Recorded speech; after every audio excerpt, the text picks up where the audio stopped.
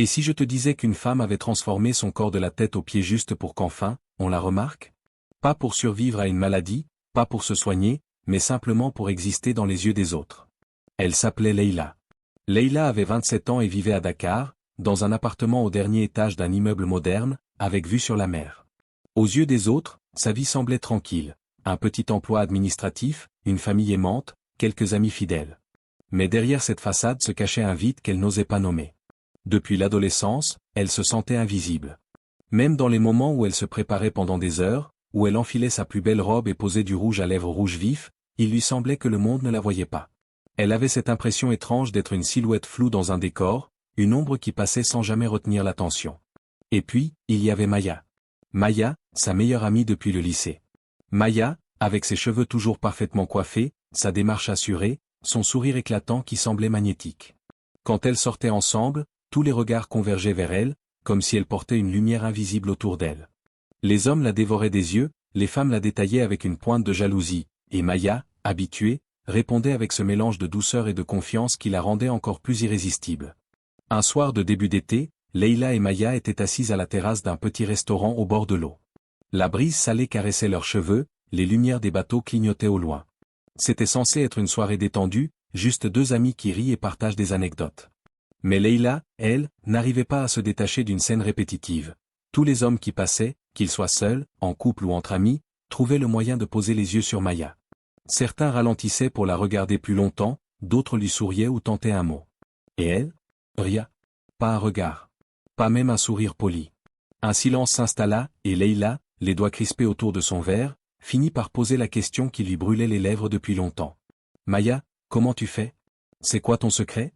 Maya esquissa un petit sourire, posa son coude sur la table et dit calmement. Ce n'est pas vraiment un secret. J'ai fait de la chirurgie esthétique. Leïla cligna des yeux, un peu surprise. De la chirurgie? Mais, tu es déjà magnifique. Justement, répondit Maya avec un léger haussement d'épaule. Je n'étais pas comme ça avant. J'ai fait un BBL, un peu de retouche au visage. Et maintenant, les gens me regardent. Ils m'écoutent. Et surtout, je contrôle ma vie. Ces mots restèrent suspendus dans l'air, lourds et fascinants à la fois. Je contrôle ma vie. Cette nuit-là, Leïla rentra chez elle en silence. Elle se glissa dans son lit, mais le sommeil ne vint pas. Les paroles de Maya tournaient en boucle dans sa tête. Elle se demanda, est-ce que je contrôle la mienne? Est-ce que je veux rester comme ça toute ma vie, invisible? Elle imaginait la sensation d'entrer dans une pièce et de sentir tous les regards se tourner vers elle, d'entendre un homme murmurer « Waouh » en la voyant. Elle se revoyait dans des cafés où, pour une fois, ce serait elle qu'on servirait en premier, elle qu'on inviterait à danser. Plus elle y pensait, plus cette idée prenait racine. Ce n'était plus un simple rêve, c'était comme un besoin. Elle se leva en pleine nuit, alluma la lumière et se planta devant le miroir de sa chambre. Elle observa son visage, ses hanches, ses cuisses. Elle imaginait les modifications. Un nez plus fin, des pommettes plus hautes, une taille plus marquée, des hanches généreuses, des fesses rondes et fermes. Elle voyait déjà la nouvelle Leïla prendre forme dans sa tête. Le lendemain, elle tenta de chasser cette pensée, mais c'était impossible.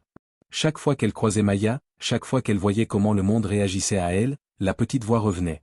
Et si moi aussi je changeais? C'est ainsi qu'un désir vague devint une obsession claire. Leïla ne voulait plus seulement être jolie, elle voulait exister dans les yeux des autres. 3 jours passèrent.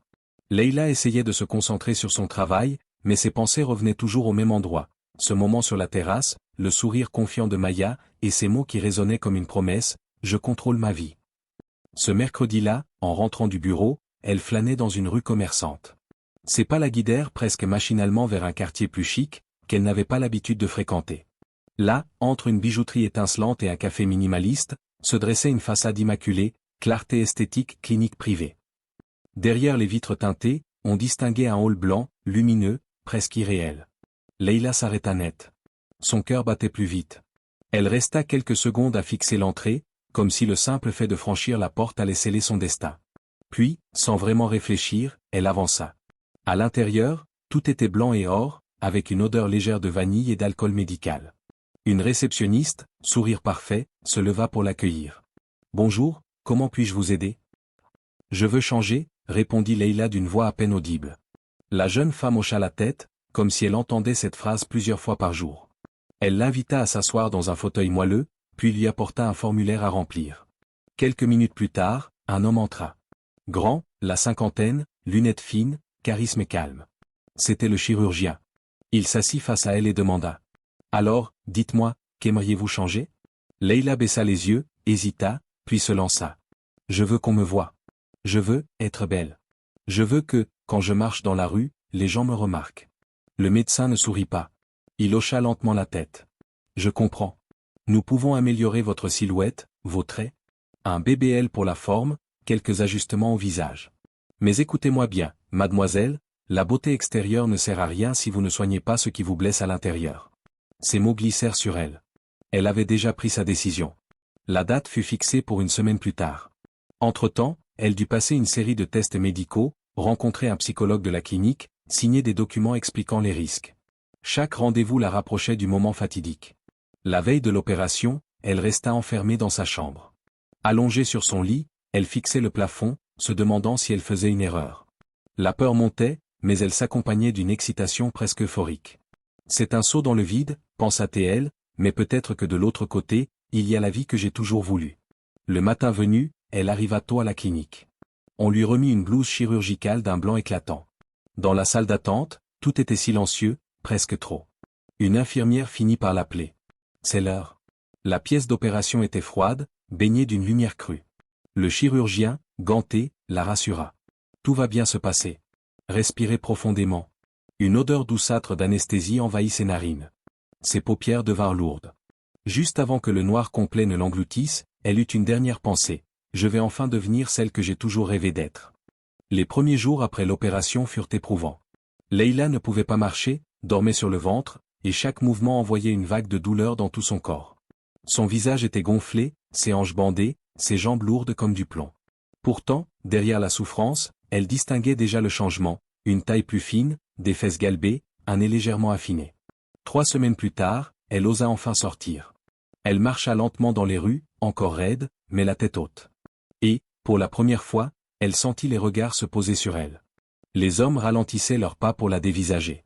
Des klaxons retentissaient, des compliments fusaient, certains offraient des sourires insistants. Dans les cafés, on la servait en priorité, avec un « madame » respectueux. Leïla savourait chaque seconde. C'est ça que je voulais, enfin. Mais la magie commença à se fissurer. Un matin, en enfilant son jean préféré, elle eut du mal à fermer le bouton. Bizarre, pensa-t-elle, peut-être un petit gonflement résiduel. 2 semaines plus tard, aucun de ses pantalons ne fermait. Ses cuisses avaient épaissi, ses hanches s'étaient élargies plus que prévu, et même son ventre plat juste après l'opération paraissait tendu, gonflé, douloureux. Inquiète, elle retourna voir son chirurgien. Il l'examina, fronça les sourcils, puis dit d'un ton rassurant. « C'est peut-être une réaction inflammatoire, ça arrive parfois. Surveillez votre alimentation, hydratez-vous bien. Revenez dans 2 semaines. » Elle hocha la tête, mais au fond, elle savait que quelque chose n'allait pas. Les jours passaient et son corps changeait encore. Cette fois, ce n'était plus une transformation désirée.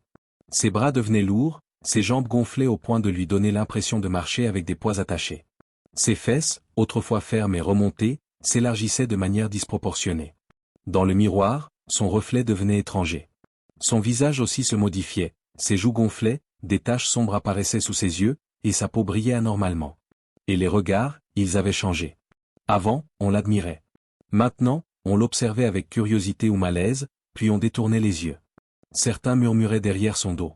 Elle surprit un jour 2 clientes dans un salon de beauté chuchotées. C'est elle, la fille au BBL qui a mal tourné. Dommage, elle était jolie avant. Leïla quitta le salon les larmes aux yeux. Elle s'enferma plusieurs jours, rideau tiré, téléphone éteint. Manger lui coûtait un effort. Ses jambes lui faisaient mal, sa peau semblait sur le point de se déchirer. Une nuit, réveillée par la soif, elle se leva pour aller boire un verre d'eau. Mais arrivée dans la cuisine, ses jambes cédèrent. Elle s'effondra sur le carrelage froid. La bouche sèche, la tête tournante, elle tenta de se relever, en vain. Rampant jusqu'à son téléphone, elle écrivit à Maya. « Je me sens mal, mon corps me fait peur. » Quelques heures plus tard, Maya frappait à sa porte. En la voyant, elle resta figée. Le visage gonflé, la peau marbrée, les yeux creusés, ce n'était plus la Leïla qu'elle connaissait. Elle s'agenouilla près d'elle. « Pourquoi tu ne m'as rien dit ? J'avais honte. Je voulais être belle. Je voulais qu'on me voie. Maintenant, je me déteste. » Maya la prit dans ses bras. Le lendemain, elles consultèrent un autre spécialiste, un médecin plus âgé, au regard sérieux. Après examen, il parla sans détour. Votre corps rejette certains produits injectés. C'est une réaction inflammatoire grave. Si on ne traite pas, ça peut se propager. Il faudra retirer ce qu'on peut, et arrêter de vous cacher. Leïla baissa les yeux. Une vérité douloureuse s'imposa, elle n'avait jamais vraiment accepté son corps, même avant. Le diagnostic du médecin avait laissé Leïla vider. Les mots « grave » et « inflammation » résonnaient dans sa tête comme une alarme à laquelle elle n'avait pas voulu prêter attention jusqu'ici. Ce soir-là, elle s'assit devant son miroir, celui-là même devant lequel elle avait passé des heures à imaginer un corps parfait. Mais cette fois, elle ne voyait pas seulement ses formes déformées ou son visage gonflé. Elle voyait tout le chemin parcouru, et le prix payé pour avoir voulu exister dans le regard des autres. « Je voulais être parfaite, mais je crois que je ne me suis jamais vraiment acceptée, » murmura-t-elle, la voix brisée. Le lendemain, un long traitement commença. Chaque semaine, elle devait retourner à la clinique. On lui faisait des drainages pour réduire l'inflammation, on retirait petit à petit certaines matières injectées. Parfois, le médecin parlait d'opérer à nouveau pour enlever ce qui ne partait pas. Elle portait des bandages presque en permanence, prenait des médicaments, suivait un régime strict pour limiter les gonflements. Ce n'était pas seulement épuisant physiquement, c'était une lutte psychologique quotidienne. Mais cette fois, elle ne fuyait pas. Elle ne cherchait plus à cacher ses bandages sous des vêtements larges quand elle sortait. Elle croisait les regards, même ceux qui semblaient curieux ou moqueurs. Maya venait souvent lui rendre visite. Parfois, elle parlait pendant des heures. D'autres fois, elle restait assise côte à côte à regarder un film sans dire un mot. Il y avait une tendresse nouvelle dans leur relation, moins basée sur l'apparence, plus sur la présence. Un après-midi, alors qu'elle prenait un thé, Maya posa sa tasse et dit doucement. « Tu sais, Leïla, tu as toujours été belle. Mais maintenant, je te trouve plus forte. » Leïla resta silencieuse, mais un vrai sourire naquit sur ses lèvres. Ce n'était pas un sourire forcé, ni une grimace pour paraître bien. C'était un sourire qui venait de loin, de quelque chose de plus profond. Les semaines passèrent, et peu à peu, son corps changea encore. Moins gonflé, plus stable. Pas comme avant l'opération, pas parfait, mais sain.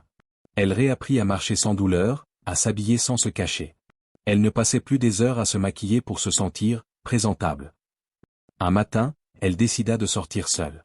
Pas de fond de teint, pas de filtre, juste elle.